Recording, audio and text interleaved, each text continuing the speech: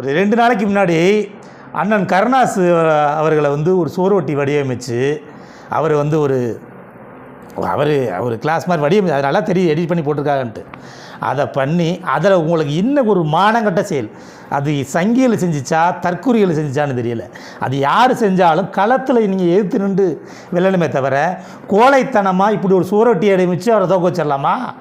ஏன்னா மக்களின் முதலமைச்சர் எண்ணற்ற திட்டங்களை செஞ்சுருக்காரு. 234 தொகுதியிலையும் தளபதி நிற்கிறாரு தான் நாங்கள் நினைக்கிறோம். அப்படின்ற போது அண்ணன் கருணாஸ் நின்றாலும் ஜெயிப்பார்ன்றது உங்களுக்கு நல்லா தெரியும்.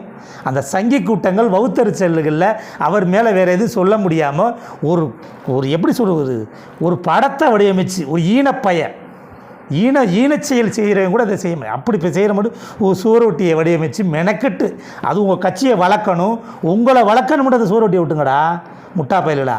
ஒருத்தர் தவறாக சித்தரிக்கல. உங்களுக்கு என்ன இருக்குது? அவர் கருணாசனனை பொறுத்தவரை எதுவுமே உண்மையான ஒரு தப்புன்னு சொல்லிட்டு போகிற கிடையாது. சரின்னு சொல்லக்கூடிய ஆள் தான். நான் தப்பு பண்ணிவிட்டு அதை மன்னிச்சிக்கங்கன்னு போயிடுவார் எதையுமே.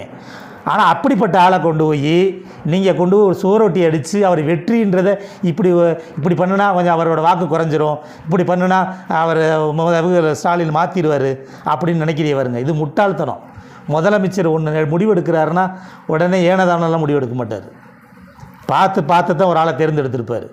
நிச்சயம் இந்த ட்ரிப்பு சிவகங்கை சட்டமன்ற தொகுதியில் அதிக வாக்கு வித்தியாசத்தில் நிச்சயம் கருணாஸ் அவர்கள் ஜெயிப்பார். நம்ம கழக உறவுகள், ஒன்றிய செயலாளர்கள், கிளை செயலாளர்கள் கடுமையான உழைப்பு கொடுக்கணும். மக்களின் முதல்வர் எண்ணற்ற திட்டங்களை செஞ்சுருக்காரு. இன்றைக்கி பத்திரிகையாளர் சந்திக்கும் போது கூட அண்ணன் கருணாஸ் தான் சொல்லியிருக்காரு, மக்களின் முதல்வர் ஸ்டாலின் அவர்கள் கொண்டு வந்த திட்டத்தை சொன்னாவே போதும், மக்கள் வாக்கு செலுத்துறதுக்கு தயாராக இருக்காங்க, இந்த ஆட்சி தான் தொடரணும்னு இருக்காங்கன்றக்காக தான் அவர் கூட்டணிக்கு இங்கே வந்திருக்காரு. ஏன்னா ஆளுங்கட்சிக்கு எதிர்பார்த்தா யாராவது வருவாங்களா? எதிர்கட்சி யார் அடுத்து வர போகிறாங்களோ அங்கே தான் போவாங்க கூட்டணி கட்சிகள் பொதுவாக. அவர் 5 வருஷமாக நம்ம கூடயே இருந்து நீ தொடர்ச்சியாக நீ திமுக தான் இங்கே வரும்ன்றது தெரிஞ்சுக்கிட்டு தான் அவர் திமுக கூட்டணியில் சேர்ந்துருக்காரு.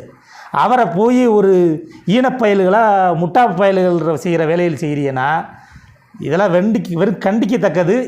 இப்படி களத்தில் நின்று அவரை வெல்லுங்க. இப்போ களத்தில் நின்று பேசுங்க, அவர் எப்படி பண்ணுறாரு, இதை பண்ணுறாருன்னு கருத்தியல் ரீதியாக பேசுங்க. ஆனால் இப்படி ஒரு சுவரொட்டி அடித்து இப்போ வெற்றியே வருங்க. ஒரு ஈனப்பைய எடுவிட்ட பைய, முள்ளமாரி பைய, முடிச்சவிக்கி பயலுக தான் இந்த வேலையை செய்வாங்க.